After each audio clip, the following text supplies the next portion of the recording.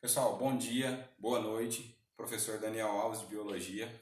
Nós vamos entrar hoje na parte de botânica, classificação, identificação das plantas, né? Parte da botânica, estudar as plantas, o reino vegetal. E aí, para isso, eu separei aqui, né, o meu mapa conceitual para a gente conversar um pouquinho aqui sobre essa divisão. Então, dentro da botânica do reino vegetal, ele é dividido em quatro, né? Que a gente tem as briófitas, pteridófitas, gimnospermas e angiospermas. Nessa primeira fase, a gente vai trabalhar briófitas e pteridófitas. E um leve comentário aqui sobre as outras duas, que vai ficar para outra aula. Então, assim, para começar, as características desses organismos. Eles são eucariontes, ou seja, os seres eucariontes, como a gente já viu em matérias passadas, são seres que possuem células mais complexas, que têm muitas organelas citoplasmáticas que vão desenvolver o que a célula precisa. Por exemplo, a mitocôndria, que é importante no processo de respiração celular, né? A glicose e o ciclo de Krebs ocorre ali nela e ela guarda a energia nas cristas. Então, é uma organela muito importante. São seres também pluricelulares. Então, a gente já conhece essa diferença, que pluricelulares são várias células. Não é como a bactéria, né, que é um indivíduo, um organismo que possui apenas uma célula e ele é unicelular. Então, aqui a gente tem indivíduos pluricelulares, né, com várias células. Eles são também autotróficos. Esses animais autotróficos são aqueles capazes de produzir o seu próprio alimento. Então, através da fotossíntese, né, que as plantas realizam, elas conseguem adquirir a sua energia que elas precisam para crescer, para desenvolver novos galhos, para desenvolver os frutos principalmente, né? E isso já no grupo das angiospermas, que a gente vai ver bem depois, tá? E elas são também maltotróficas. Isso no caso desse primeiro grupo aqui, dessa primeira parte. Por quê? Os musgos que a gente vai ver aqui, esses indivíduos deles, eles não conseguem realizar a fotossíntese logo que nascem. Então, eles têm que ter como se fosse um cuidado parental. Então, logo nós vamos ver ali para frente. E são também embriófitas, ou seja, elas possuem uma fase haploide e uma fase diploide, que é a fase de produção gametofítica e a esporofítica. E aí, pessoal, a gente vendo aqui, né, que essas plantas aqui, se a gente analisar esse cladograma, a gente vê que essas plantas elas têm o mesmo ancestral em comum. Todas as plantas que a gente conhece hoje, elas são originadas de um mesmo organismo vivo. E isso a gente tem porque estudos realizados, a gente vê que essa alga verde, né, que é o que originou o sistema, os seres vegetais, eles têm essas características aqui que eu falei para vocês, eucariontes, pluricelulares e autotróficos. Isso desde daquele primeiro indivíduo, né, que é as algas verdes, que deu origem a toda a vegetação que a gente tem. Eles também eram eucariontes, pluricelulares, com mais de uma célula, e seres autotróficos, que produziam o seu próprio alimento. E aí aqui a gente tem, né, um desenho aqui bem a grosso modo, para vocês entenderem mais ou menos aqui, essa parte. Então no cladograma a gente tinha então essas algas verdes. E lá em determinada época, naquele meio onde eles viviam, alguma característica fez com que essas algas verdes passassem por um processo evolutivo. E aí, então elas deixaram de ser as algas verdes, né, totalmente dependentes da água, vivendo na água, e elas vêm aqui agora para um ambiente terrestre. Professor, então ela não é dependente de água? Ela é dependente de água. E a gente vai ver aqui agora então o porquê. A gente tem que então, essa primeira faixa aqui, é onde a gente teve essas plantas que elas sofreram essa mudança. E aqui nesse grupo 1, essas plantas elas se tornaram mototróficas, que como eu falei anteriormente, esses esporos dela ao nascer, ao tornar-se uma outra planta, eles não conseguem realizar a fotossíntese. Então ele está ali próximo da mãe, ele vai ser dependente da mãe dele para ele conseguir os nutrientes que ele precisa para crescer. Se a gente fizer assim, uma comparação assim, bem a grosso modo, a gente vê que no ser humano, né, a gente tem a mulher tem o filho e o filho vai mamar nela e adquirir os nutrientes que ele necessita para o crescimento. Nesse caso aqui dos musgos também.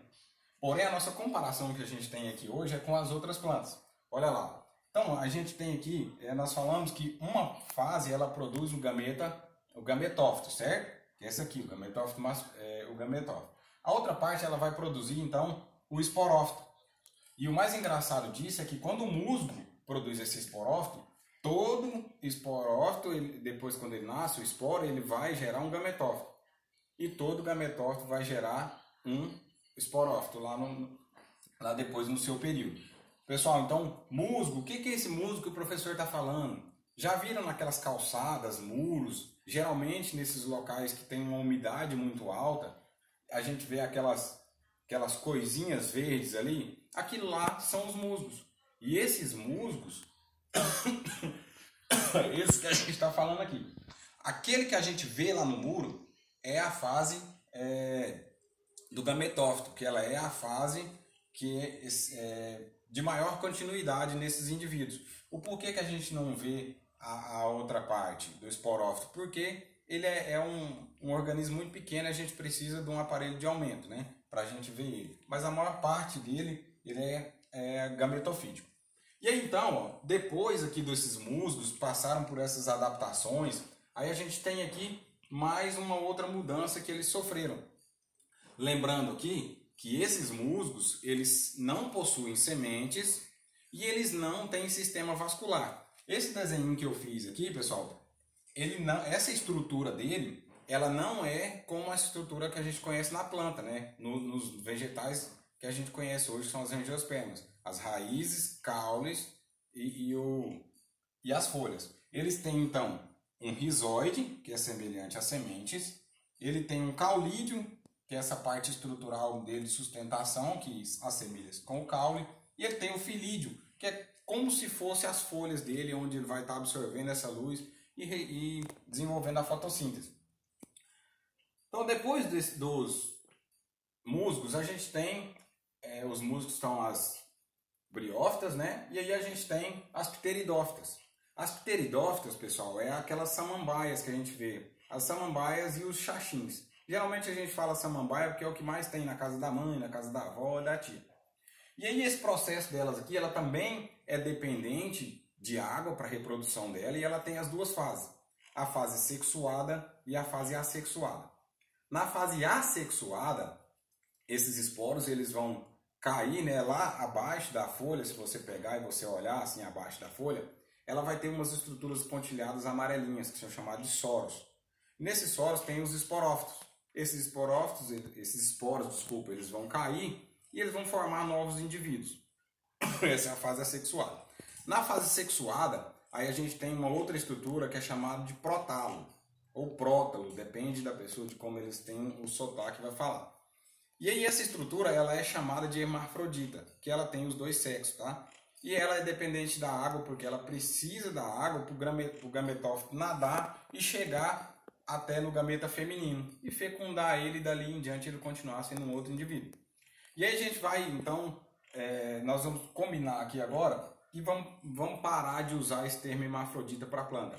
Vamos usar, então, monóicas e dioicas. Então, nesse caso aqui, então, que ela tem os dois sexos em um local só, ela vai ser chamada, então, ela é uma planta monóica.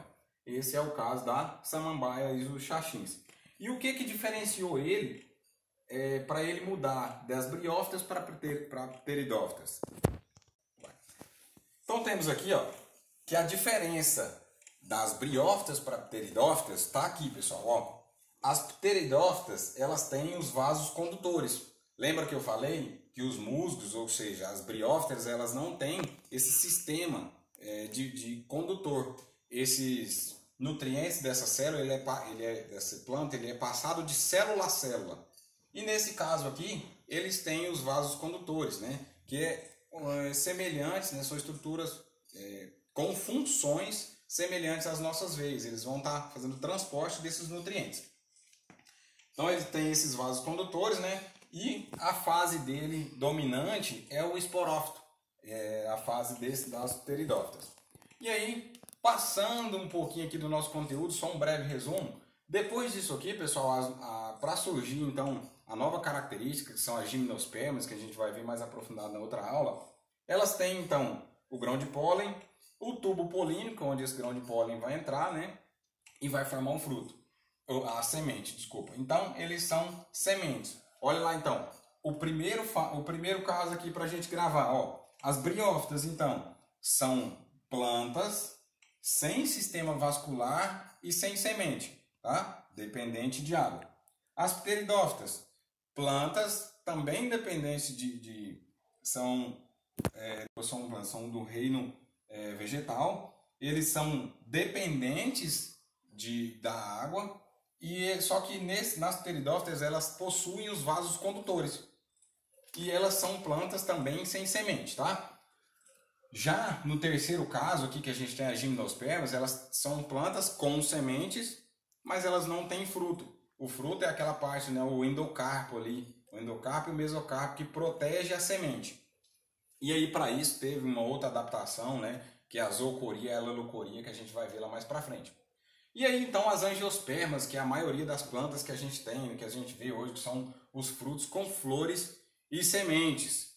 Beleza, pessoal? Muito obrigado. Qualquer dúvida, tamo aí. Briófitas verdinhas, vem aí!